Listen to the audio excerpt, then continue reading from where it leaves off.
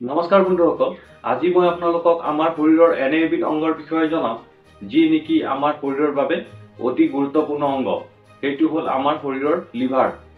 সাধাৰণতে দেখা পোৱা গৈছে যে সিডেন্টাৰী লাইফষ্টাইলৰ বাবে বহুতো লোকে ফেটি লিভাৰ ৰোগৰ দ্বাৰা আক্ৰান্ত হৈ আছে।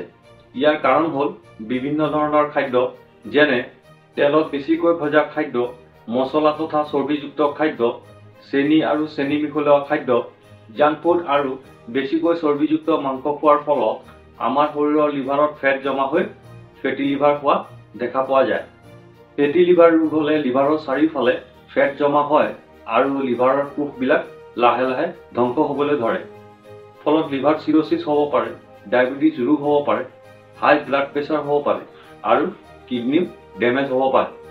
যদি কোনোবা ব্যক্তি ফেটি লিভাৰ ৰোগৰ দ্বাৰা আক্ৰান্ত হৈ আছে, তেন্তে এই ফেটি লিভাৰ আমি কিদৰে প্ৰতিৰোধ কৰিব পাৰি আহকচোন আমি জানি লওঁ। হোম ৰিমেডিৰ দ্বাৰা আমি এই ফেটি লিভাৰ ৰোগৰ পৰা উপশম পাব পাৰি। যেনে 1 গিলাচমান পানীত 1 চামুচমান গ্ৰেটেড জিঞ্জাৰ আৰু আধা চামুচমান হালধিৰ গুড়ি আৰু আধা চামুচমান দালচেনিৰ গুড়ি মিহলাই পানীখিনি উতলাই ল'ব। তাৰ পাছত এই পানীখিনি ঠাণ্ডা হ'বলৈ দি তাত 1 চামুচমান নেমুৰ ৰস আৰু এপল চাইডাৰ ভিনেগাৰ ভালদৰে মিহলাই ল'ব।